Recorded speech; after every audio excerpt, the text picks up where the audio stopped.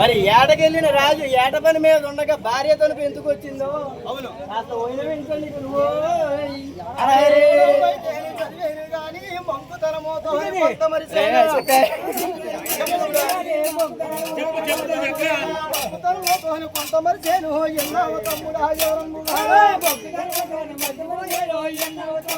అంటే మర్చిపోయానంటే నమ్మాలి తమ్ముడు. ఎందుకంటే ఎన్నో చదువుతాం కానీ అన్ని గుర్తు ఏమన్నా ఉంటాయా? ఇప్పుడు నువ్వేం చెప్తావా నేను వినాలి కదా.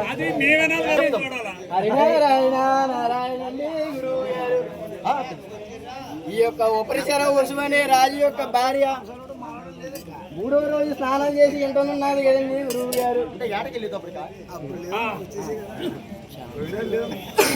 3వ రోజు స్నానం చేసి ఇంటనున్నది కదండి గురువు గారు. మరి అటువంటి సమయం నందు ఈ ఉపరిచర వసువు యొక్క తండ్రి గారు,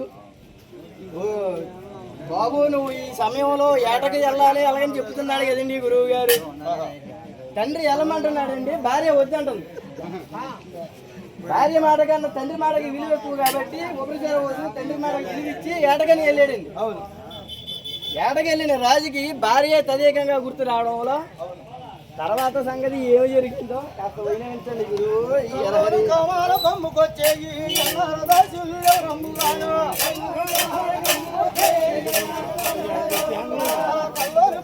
కమ్ముకొచ్చేయి కామభోగాలన్నీ ఏరిపడ్డాయి.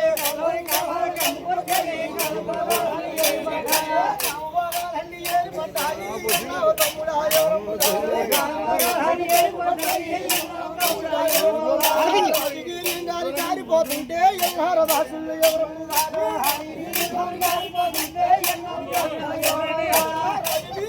జారిపోతుంటే మరి యాకులు వచ్చి గొప్పలో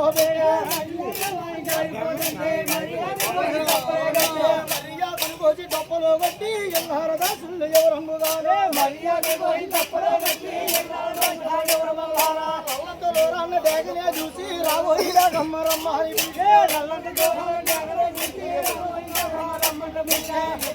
వచ్చి డప్పలో గుట్టి డాగకేమే కానీ పోయి దాసు.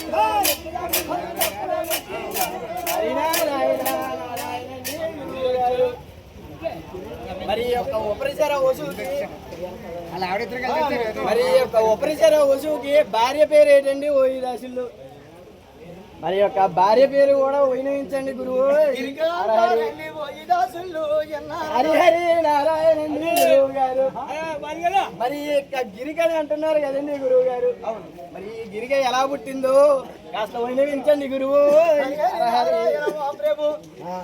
ఈ గిరిక ఒక పర్వతానికి ఒక నదికి పుట్టినది మహాప్రభు. హరిహరి నారాయణండి మహాప్రభు గురువు. హరి మరి పర్వతానికి నదికి పిల్లలు పుట్టడం ఏమిటండి గురువు గారు? అంటే నేను చెప్తున్నానని నేను అడగాలి కదా. ఇది చాలా చిత్రంగా ఉంది కదండి గురువు గారు. మరి దాని ఏమిటో కాస్త వివరించండి గురువు. రామ రామ రామ రామ హరి రామ రామ రామ హరి రామ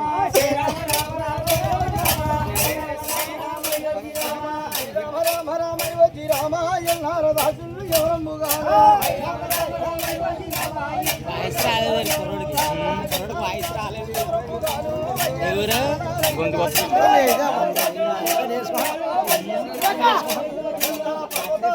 నదికి పుట్టారు ఎన్నార దాసులు ఎవరమ్ముగాను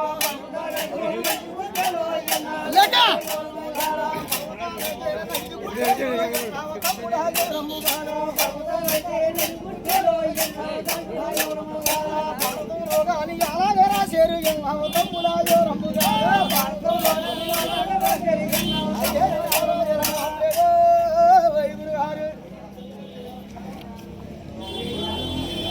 సుక్తిమతి నది అనేది అటు కోలాహల పర్వతము ఇటు కోలాహలుడనే పర్వతము. 2 పర్వతాల మధ్య నుంచి సుక్తిమతి అనే నది వంపు సంపులు వయ్యారో చేసుకుంటూ వెళుతున్నది.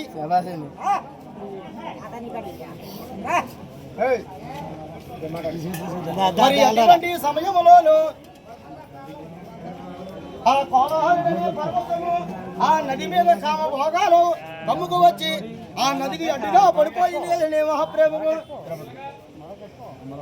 మరి గలగలమని పారే గంగ తన భర్త అయినటువంటి సముద్రం దగ్గరికి వెళ్తున్న గంగ ఏమండి పాడతారు కానీ చెప్పు.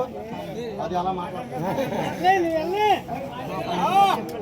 మరి అటువంటి సమయంలో గంగ పొరులు వెళ్ళాలి కాబట్టి ఆ పర్వతం నది గడ్డిగా పడిపోయినది.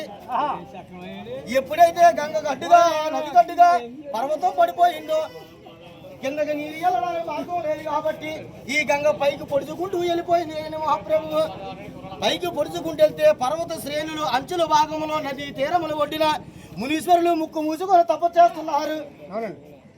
రాజ్యాన్ని కాపాడేవాడు రాజు ఒక్కడే కాబట్టి ఈ పర్వతం పడిపోయిందో లేదో వారికి తెలియదు. ముక్కు మూసుకొని నది తీరాన్ని తపస్సు చేస్తున్నాము. మా తపస్సులో మా ఆశ్రమంలో అన్నీ కూడా భంగపడ్డాయి. మమ్మల్ని రక్షించేవాడు రాజు తప్ప మాకు ఎవరూ లేరని ఒప్పరిసరి వసువు కబురు పెట్టేది కదండి మహాప్రభువు. ఒప్పరిసరి వసువు కబురు పెడితే ఈ నది కట్టుకున్నటువంటి పర్వతం పైకి లేపి తీసి పక్కన పెట్టాడు. హరినారాయణ నారాయణండి గురువుగారు. మీరు మాడి మాడికి ఉపరచర వసువు అని చెప్తున్నారు కదండి. అవును. అసలు ఆ పేరు ఎలా వచ్చిందో కాస్త వైనవించండి గురువు.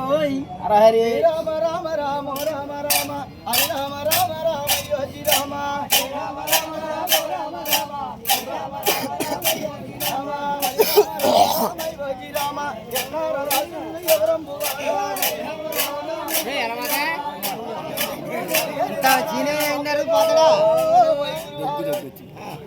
వాయిస్ రాలేదు. ఒప్పరసరా వసువు అంటే అతని పేరే వసువు కదండి మహాప్రభుకు. అవునండి. ఉప్పర్ అంటే అప్పర్ అంటే పైన ఎప్పుడు తిరుగుతాడు కాబట్టి దేవేంద్రుడు ఇచ్చాడని మహాప్రభు ఉప్పరసర వసువు అని. అవును. ఉప్పర్ అంటే అప్పర్ అంటే పైన తిరుగుతాడు. నువ్వు యంత్రమేదల పల్లె కాకరాము పైన తిరుగుతావు కాబట్టి ఇక్కడ నుండి ఉప్పరసర వసువు అని పిలువబడతాది. అయితే ఈ దేవేంద్రుడు ఆ బిరుదు ఇవ్వడానికి ఉప్పరసర వసువుకు కారణం ఏమిటని మహాప్రభు చాలా కాలం జల్లు చెప్పుకుంటారు. చావాసు తమ్ముడా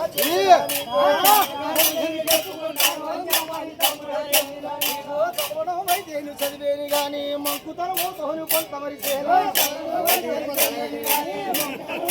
అయితే నాకు నచ్చిన విషయం ఏంటంటే నువ్వు ఎప్పుడు ఎక్కడైనా అడిగే పోలేదు కానీ ఇలాగా చక్కగా అడిగిన వాడిని నిన్నే చూసాను తమ్ముడు. మెచ్చుకుంటాను తప్పదు ఇంకా. గోవిందా గోవింద గోవింద నంద గోవింద నారాయణ శివ నంద గోవింద గోవింద గోవింద నంద గోవింద నారాయణ శివ నంద గోవింద నారాయణ శివ నంద గోవింద